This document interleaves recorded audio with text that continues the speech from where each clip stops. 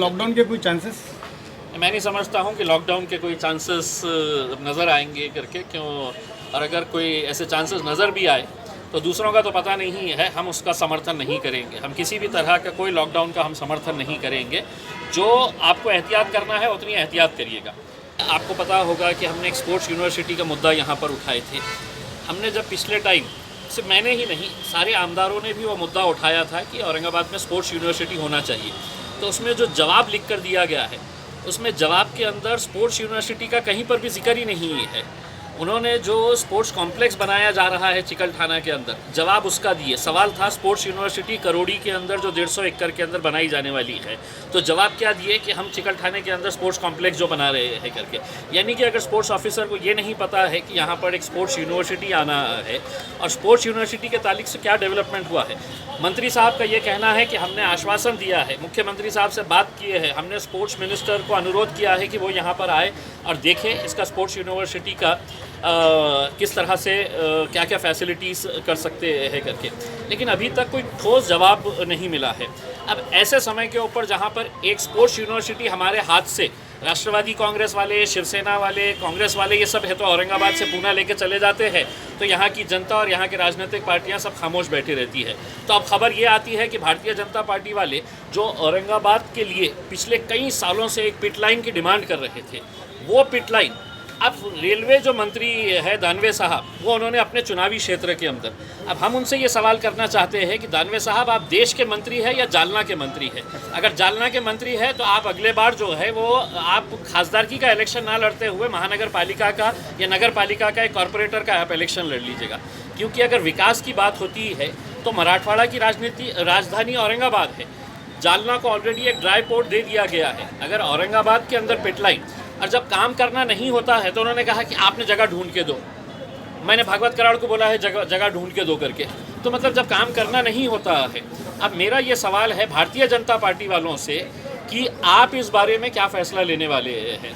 हम तो सिर्फ सवाल उठा सकते हैं, लेकिन आपको क्या सिर्फ औरंगाबाद का विकास इलेक्शन के वक्त में नज़र आता है? औरंगाबाद में सिर्फ हम चुनाव लड़ने के लिए आएंगे, लोगों से वोट मांगेंगे, और विकास की जब बात आएंगी तो कोई पूना को लेकर चला जाएगा, कोई जालना को लेकर चला जाएगा। तो ये कब तक होता रहेगा? और बाकी के जो 70% के करीब लोग हैं वो टैक्स नहीं भरते हैं। अब GIS मैपिंग के ज़रिए इसका सर्वे किया जा रहा है। मैंने ये मांग अंदर की है कि साहब ये कौन 70% लोग हैं और किसकी सरकार थी वहाँ पर? महानगर पालिका के अंदर कौन लोग बैठे थे? आज जो इनॉग्रेशन आप हरी झंडी दिखाकर कर रहे हैं, पिछले 25-30 सालों से आप ही बैठे थे वहाँ पे महानगर पालिका के अंदर। यानी कि आपकी जिम्मेदारी थी। हमने ये मांग किए है कि जो अधिकारी इसके अंदर दोषी है कि जिसने है तो प्रॉपर्टी तो बनाने की इजाज़त दे दी लेकिन उसके बाद टैक्स ही नहीं चढ़ाया, जो ईमानदारी से 1.5 लाख लोग टैक्स भर रहे थे, उसका खामियाजा जो है उन लोगों को 70% लोगों की वजह से भुगतना पड़ रहा था। क्योंकि वो 70% लोग रोड भी ले रहे थे, लाइट भी ले रहे थे, पानी भी ले रहे थे, ड्रेनेज का फ़ायदा भी ले रहे थे, तो बगैर टैक्स भरे ही ये कर रहे थे। अब हमने महानगर पालिका के कमिश्नर साहब से ये अनुरोध किया है कि इसको टाइम बाउंड किया जाए, और मैं इसके ज़रिए लोगों से भी ये अनुरोध कर रहा हूँ कि अगले कुछ दिनों के अंदर आपके पास फॉर्म्स लेकर आए जाएंगे, हर प्रॉपर्टी वाले के पास।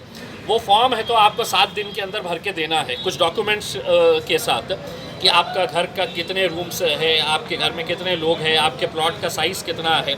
ये सब देने के बाद 7 दिन के बाद वो टीम आएगी आपके पास से, वो फॉर्म कलेक्ट करके लेकर जाएगी। जिनके ऊपर टैक्स नहीं है, जिनके पास टैक्स रिसीव नहीं है, उनके ऊपर बहुत बड़ी फ़ाइन लग सकती है। इसलिए मैं लोगों से ये अनुरोध करूँगा कि आप इसको संजीदगी से लें। जो टीम्स आ रही है उनको यूनिफॉर्म दिए गए हैं, उनके पास फॉर्म्स है, वो फॉर्म भरिएगा, वो फॉर्म भर के वापस दे दीजिएगा। क्योंकि अगर बाद में अगर ये पता चला कि आप टैक्स नेट के अंदर नहीं है तो आपको पिछले कई सालों का भी टैक्स देना पड़ेगा। तो इसीलिए लोगों ने है तो इसके अंदर कॉपरेट करें, और हर आदमी को टैक्स नेट के अंदर आना पड़ेगा। क्योंकि अगर आप रोड इस्तेमाल कर रहे हैं, आप पानी ले रहे हैं, आप ड्रेनेज ले रहे हैं, तो आपको टैक्स नेट के अंदर आना पड़ेगा। तो इसलिए महानगर पालिका के कमिश्नर को हमने ये बताया है कि इसको टाइम बाउंड प्रोग्राम बनाकर करे करके। दूसरा एक अहम बात यह है कि आपको ये याद होगा कि यही शिवसेना के मंत्रियों ने, मुख्यमंत्रियों ने, इनके आमदारों ने ये घोषणा की थी कि हम दिसंबर तक औरंगाबाद में 20% पानी ज़्यादा देंगे, ये जो नई पानी की स्कीम आई है करके। अब ये हालत हो गई है कि ये पानी की जो स्कीम लाई गई है ये बंद होने की कगार के ऊपर है। ठेकेदार बोल रहा है मैं काम नहीं करूँगा। हम उनसे ये पूछना चाह रहे हैं कि दिसंबर के अंदर जो 20% पानी ज़्यादा देने की बात की गई थी उसका क्या हुआ है करके इसका जवाब दे। अभी तक यही उसके अंदर उलझे हुए है कि पानी जायकवाड़ी से पहले लेके आना चाहिए या यहाँ पे पानी की टाँकियाँ बनाना चाहिए। जिस तरीके से ये पानी का काम चल रहा है औरंगाबाद शहर के अंदर, मैं आपको दावे के साथ कह सकता हूँ कि अगले 5 साल भी लग गए तो ये स्कीम कंप्लीट नहीं होगी। जिस तेज़ी के साथ और जिस दुश्वारियों के साथ ये काम को लाया जा रहा है उसका ऐसा होगा तो ये बिल्कुल पानी लोगों को मिलने वाला ही नहीं है। आपको सिर्फ झूठे आश्वासन देते रहेंगे। मुझे खुद याद है कि पालक मंत्री साहब ने खुद ने कहा था कि 20% हम औरंगाबाद के लोगों को दिसंबर 2021 तक है तो 20% एक्स्ट्रा पानी मिलेगा उसमें।